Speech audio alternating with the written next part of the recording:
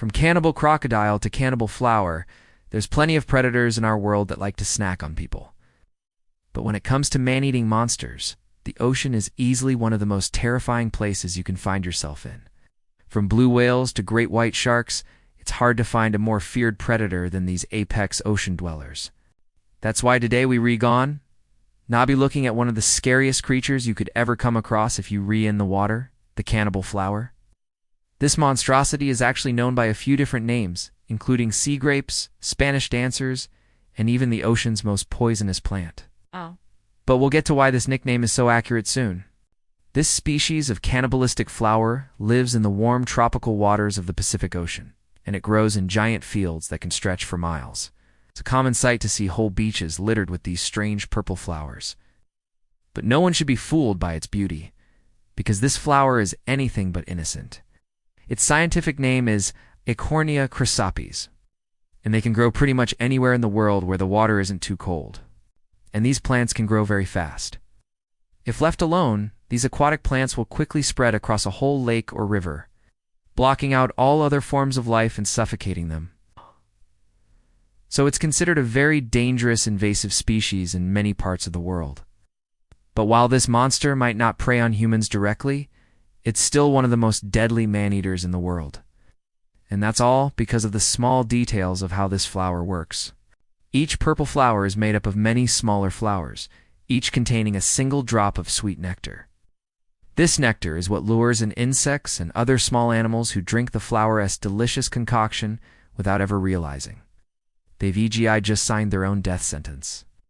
The insects get addicted to this nectar and return again and again to get more, but each time they do, they get stuck on the flower as sticky petals and are slowly digested by the plant until only their exoskeleton is left behind.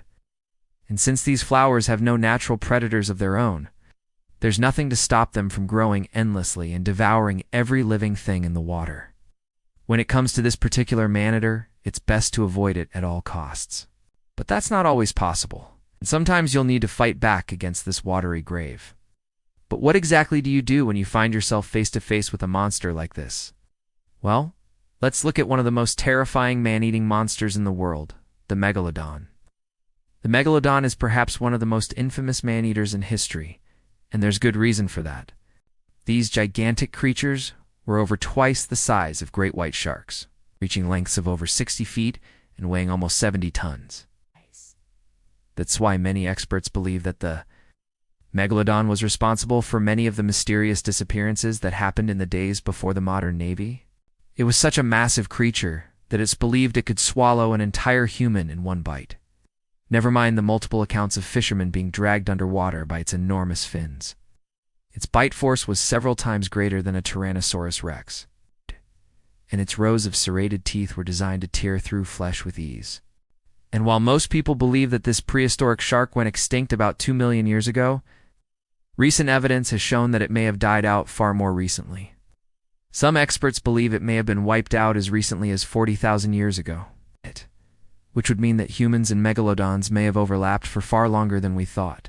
That's why some experts believe that myths about sea monsters like the Kraken and the Lasca may have actually been inspired by real-life encounters with megalodons.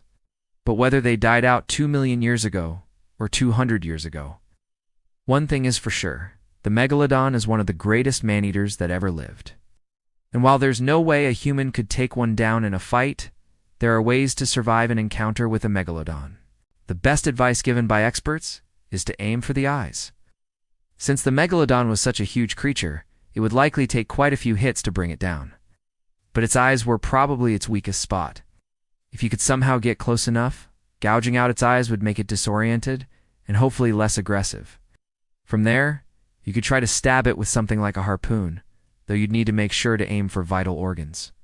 But unless you have a giant net to trap it or a few thousand years of advanced technology to help you out, your best bet is simply to stay away from the megalodon and hope it swims off to hunt another day. But for this last man-eating monster, that's not always an option, because this next monster doesn't just eat people, it actively hunts us. And it's intelligent enough to stalk and ambush its prey. It's the G1, the deadliest creature on the planet. The GI is the largest species of jellyfish in the world, and it is estimated that its tentacles can reach lengths of over 100 feet. It lives in a single polyp colony connected to a central trunk and is capable of catching prey with its stinging cells. These cells inject a venom into its victim that paralyzes them and brings them down. While many jellyfish are small and relatively harmless, the GI is anything but. Its sting is so powerful that it can kill you within minutes, which is why it's no surprise that it's the most deadly creature on the planet. With over 3,000 deaths a year, this monster claims more lives than bears, snakes, and humans combined. In fact, it's thought that between 2008 and 2012 alone, the number of GI-related deaths increased by 400%. And since they live in areas of the ocean with the highest population of humans, it's likely that this trend will continue for the foreseeable future. They often wash up on shore in such large numbers that they form a deadly barrier that can go on for miles. But they also like to drift near the surface of the water and float along with the current.